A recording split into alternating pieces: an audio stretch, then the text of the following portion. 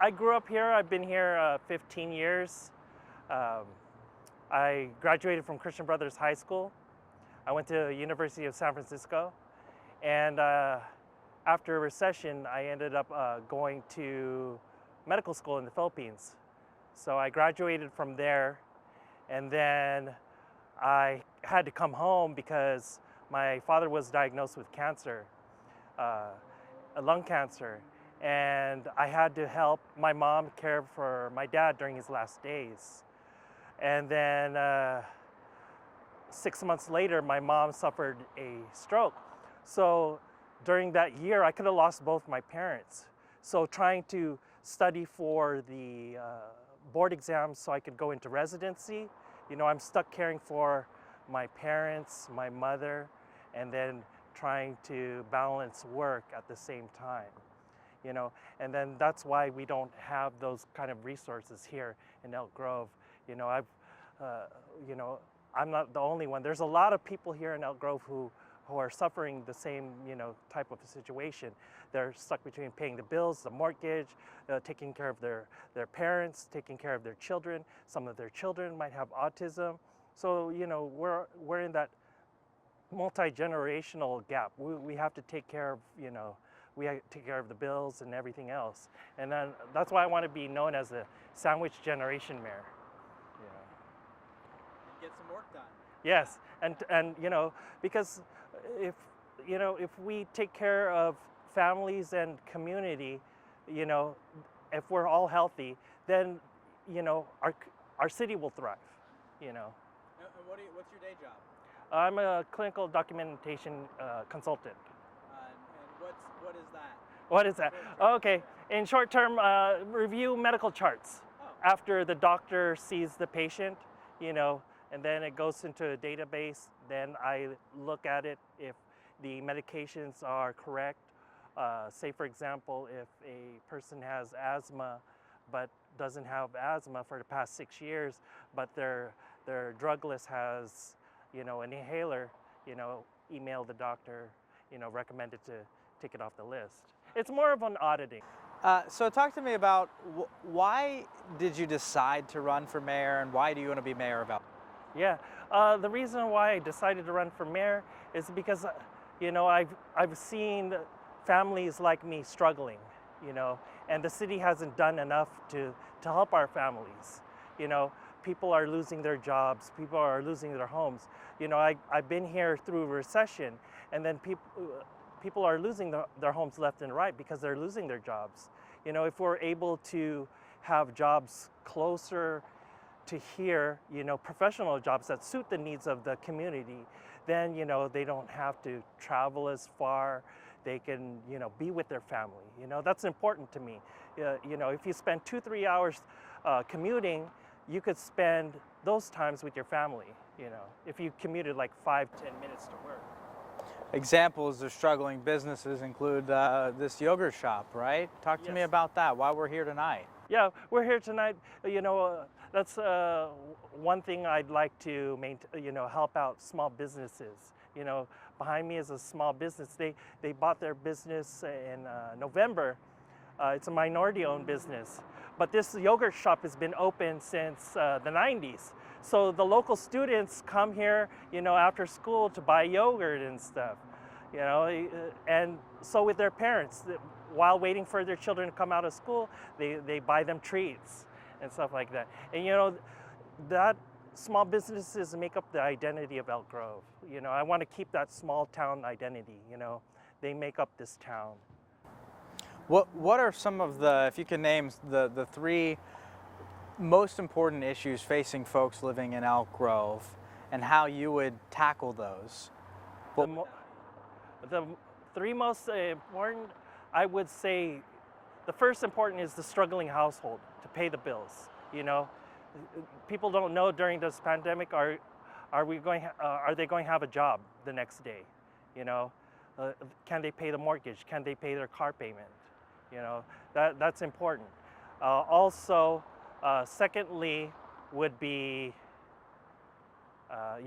accessible jobs here in Elk Grove. We need accessible jobs, for the elderly, the disabled, the veterans, people who are able to work. You know, if we give resources to seniors that don't want to be stuck at home, they want to, want to be active, they can also, go and look for work. And then places like this can also probably offer them work, keep them busy. Even for the youth, if they wanted, a summer job, after having their yogurt, they might want to work here also, And third, I want to keep Elk Grove that small town feel, We're losing that identity here, We have so many large businesses that want to come in and, but it's not meeting the needs of the people. If we have, if we maintain that, because Elk Grove used to be a town before it became a city. And I love that hometown feel, where you can go to your local yogurt shop, your pizza shop, that's what I'd like.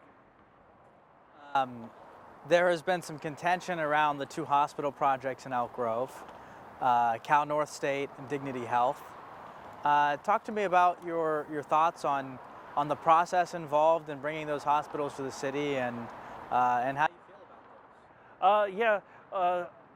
The CNU hospital, they own the school and the surrounding businesses by the Stone Lake area.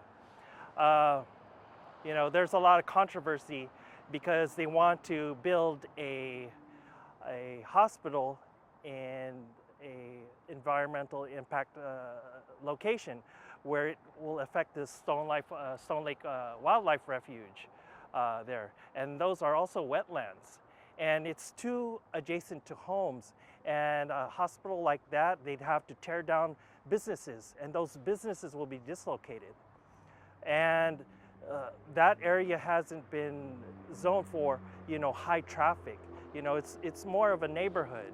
If you were able to, bring that closer, maybe at the old Gold Mall, where it was 99 and Grant Line, maybe it would be more feasible to have a hospital like that.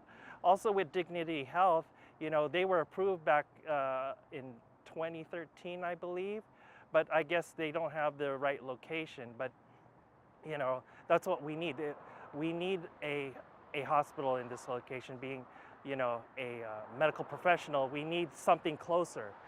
My mom suffered a stroke in 2014, and then I called 911, and then we have to go all the way to Methodist, And being a medical professional, time is of the essence. Every second, every minute counts. I'm a proponent of bringing a hospital here, a trauma hospital. There's been also traffic and congestion in this massively and rapidly growing city of now 170,000, which I can't believe I'm even saying that, considering that, just a few years ago it was at, 120,000. Traffic congestion also seems to be on the minds of lots of folks being in the suburban community. Anything that you would do there? Yeah, we have to, being going through medical school, we look at the root cause of everything, the diagnosis. If we see a problem, we look at the causes.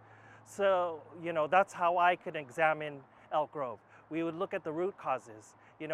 We have 35,000 homes in Elk Grove, and we have probably 3 or 4 drivers in the household. The husband, the wife, the children, or even the parents are living with them.